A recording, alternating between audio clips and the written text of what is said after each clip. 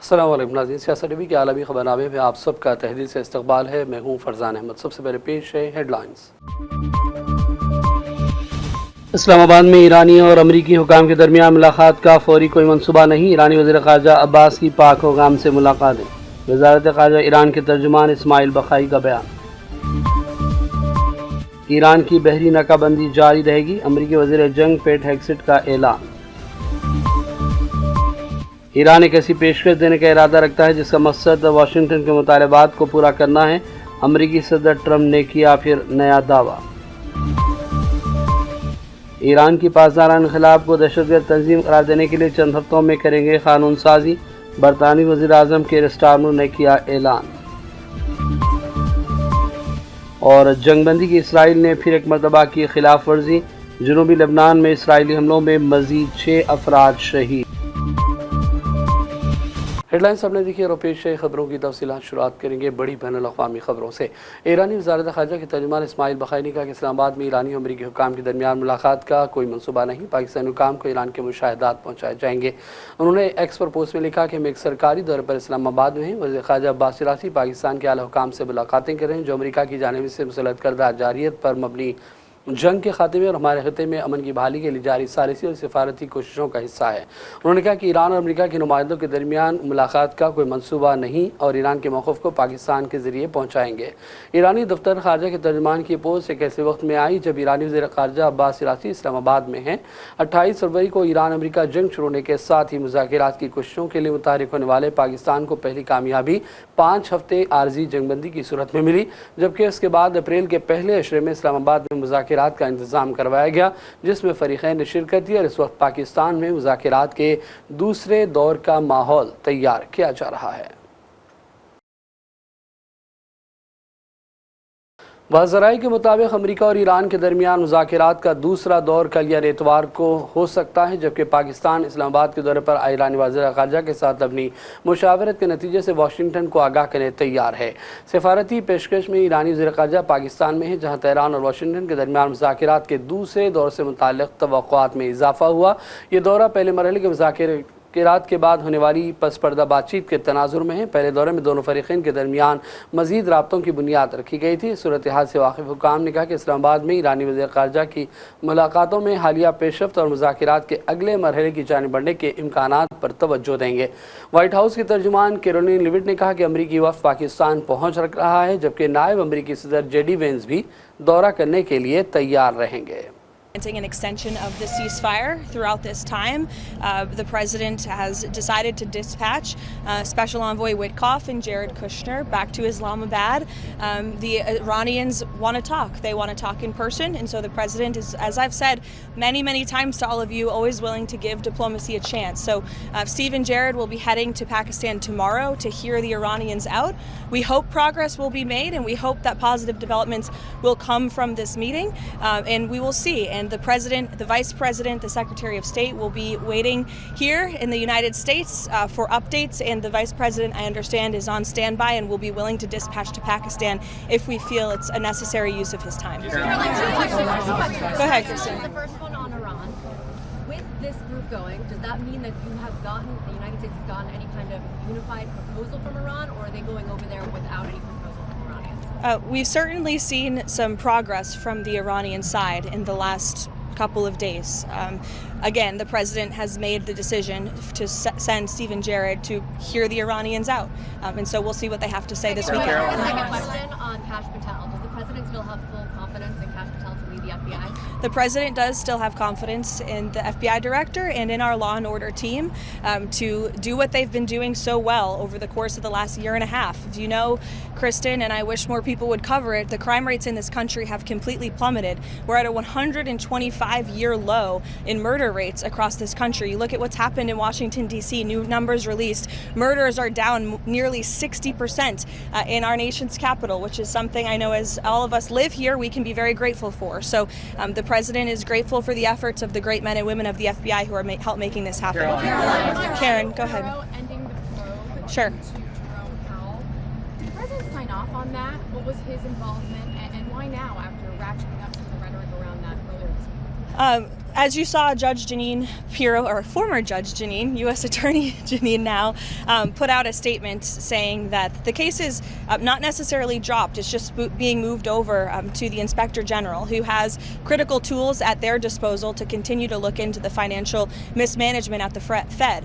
This has obviously been a priority for the president. If you drive by the Fed building, the president has a point. This is a project that's been going on for a very long time. It's costing taxpayers billions of dollars, and I think it's in the best interest of the taxpayer to get to the bottom of it. So the investigation still continues. It's just under a different authority, and that's what you'll continue to see. Was the White House in touch with Senator Tillis over this specifically, given his objections? Not to my knowledge. I don't know if the White House Legislative Affairs shop was in touch with the senator, but as we've always maintained, Senator Tillis should do the right thing and move to confirm Kevin Warsh as speedily as possible. He is a phenomenal candidate to lead the Fed, and we shouldn't be holding our nation's economy hostage because of a disagreement with the Department of Justice. Go ahead, Benny.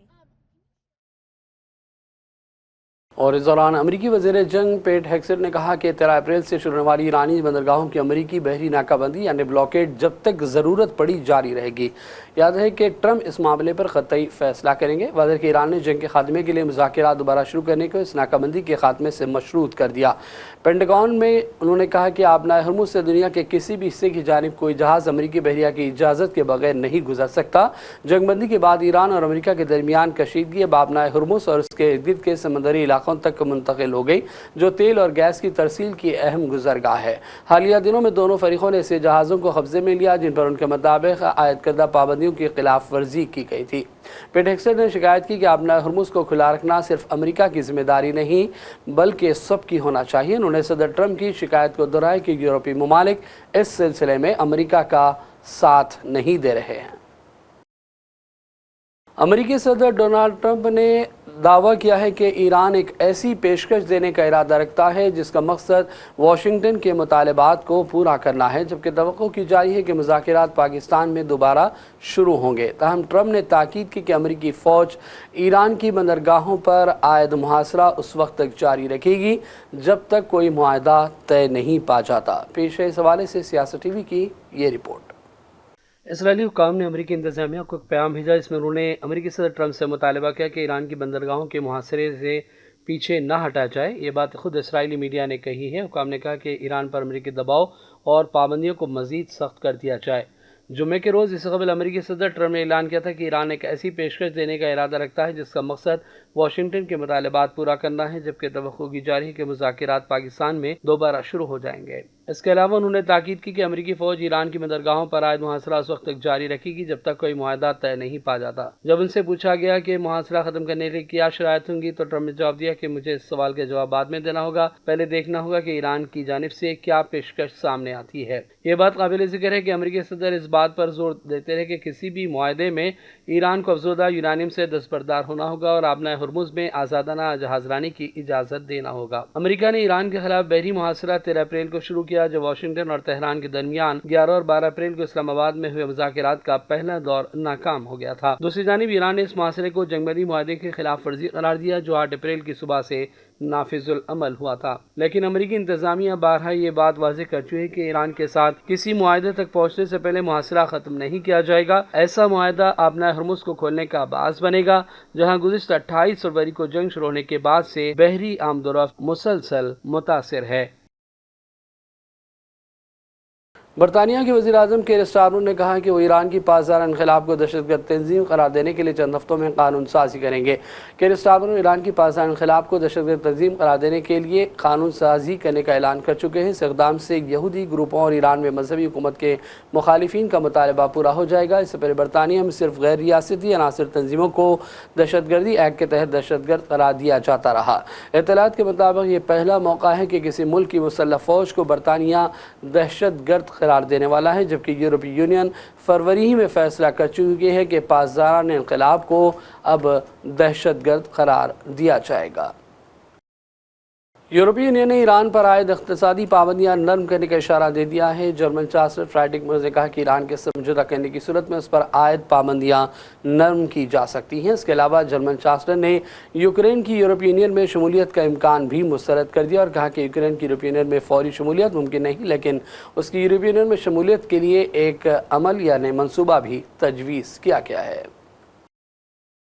Israeli वज़ीर-ए-आज़म Netanyahu ने इंकशाफ किया कि वो गुज़िश्ता कुछ अरसे से prostate cancer का इलाज करा रहे हैं। उन्होंने कहा कि ईरान के साथ जारी कशीदगी के बाद ये मालूमात पहले सामने नहीं लाई गई क्योंकि खदशा था कि तेहरान इस सूरत हाल को गलत खबर या प्रोपेगेंडे के लिए इस्तेमाल कर सकता है। नेतन्याहू के मुताबिक तकरीबन 1.5 साल कबल उन्हें प्रोस्टेट कैंसर की तशख़ीस हुई, जिसके बाद से वो मुसलसल इलाज करवा रहे हैं। हाल ही में उनकी सर्जरी कामयाबी से मुकम्मल हुई और इस वक्त वो डॉक्टरों की निगरानी में। उन्होंने कहा कि वो मसाइल को फौरी हल करने के उसूल पर यकीन रखते हैं, चाहे वो ज़ाती ज़िंदगी हो या पेशा वाराना मामलात। इसी सोच के तहत उन्होंने अपनी बीमारी का बर वक्त इलाज करवाया। इसराइली वज़ीर-ए-आज़म ने यरूशलेम के हॉस्पिटल के डॉक्टरों का शुक्रिया अदा किया और अवाम से अपील की कि वो अपनी सेहत का ख्याल रखें और किसी भी मामूली मसले की सूरत में फौरी तौर पर डॉक्टर से रुजू करें।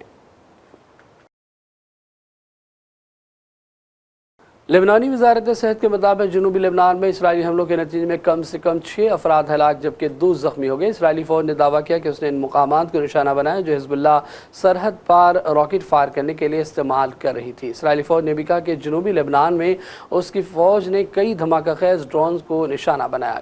तमाम फ़ौज की जानिब से मुमकिन जानी हमारे नुकसान से मुताल्लिक़ तफसीलात नहीं दी गई। ये हमले एक ऐसे वक्त में किए गए हैं जब जुमेरात की शब जंगबंदी में 3 हफ्ते की तोसी का ऐलान किया गया। ताहम इसराइल का कहना है कि वो हिज़्बुल्लाह को निशाना बनाने का हक़ बदस्तूर अब भी महफूज रखता है, जिस पर इसराइली वज़ीर-ए-आज़म नेतन्याहू अमन मुज़ाकिरात को नाकाम बनाने की कोशिशों का इल्ज़ाम आयद करते हैं। यूएई के सदारती मुशीर अनवर खरखाश ने ईरान को स्ट्रैटेजिक ख़तरा करार दे दिया और कहा कि ईरान के साथ एतमाद की बहाली में तवील वक्त लगेगा। फ्रांस में आलमी पॉलिसी कॉन्फ्रेंस से खिताब के दौरान मुत्तहदा अरब अमारात के सदारती मुशीर ने कहा कि ईरान के साथ भरोसे की बहाली में तवील वक्त लग सकता है, ख़ास तौर पर इस पस मंज़र में जब ईरान ने हालिया मशरिक़ वस्ता तनाज़े के दौरान यूएई को निशाना बनाया।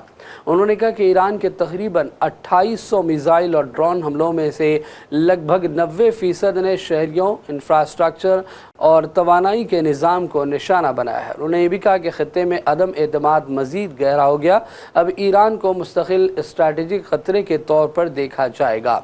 अनवर खरखाश ने भी कहा कि ईरान ने अमेरिका और इसराइल से अपनी जंग के दौरान यूएई पर बहुत हमले किए। ये नहीं हो सकता कि कोई आप पर 2800 मिसाइल और ड्रोन से हमला करे और फिर एतमाद साजी की बातें की जाएं। और अब आखिर में हेडलाइंस पर डालेंगे एक और नज़र। इस्लामाबाद में ईरानी और अमरीकी हुकाम के दरमियान मुलाकात का फौरी कोई मंसूबा नहीं। ईरानी वज़ीर ख़ारजा अब्बास की पाक हुकाम से मुलाकातें। वज़ारत ख़ारजा ईरान के तर्जुमान इस्माइल बखाई का बयान। ईरान की बहरी नाकाबंदी जारी रहेगी, अमरीकी वज़ीर जंग पेट हेग्सेट का ऐलान। ईरान एक ऐसी पेशकश देने का इरादा रखता है जिसका मकसद वाशिंगटन के मुतालबात को पूरा करना है, अमरीकी सदर ट्रंप ने किया फिर नया दावा। ईरान की पासदारान खिलाफ को दहशतगर्द तंजीम करार देने के लिए चंद हफ्तों में करेंगे कानून साजी, बरतानवी वज़ीर आज़म के स्टारमर ने किया ऐलान। और जंगबंदी की इसराइल ने फिर एक मरतबा की खिलाफ वर्जी, जनूबी लेबनान में इसराइली हमलों में मज़ीद 6 अफराद शहीद। आलमी खबरनामे का सिलसिला फ़िलहाल यही ख़त्म करते हैं। मोहम्मद फरजान अहमद को पूरी टीम के साथ इजाज़त दें। देखते रहिए सियासत टीवी। अल्लाह हाफ़िज़।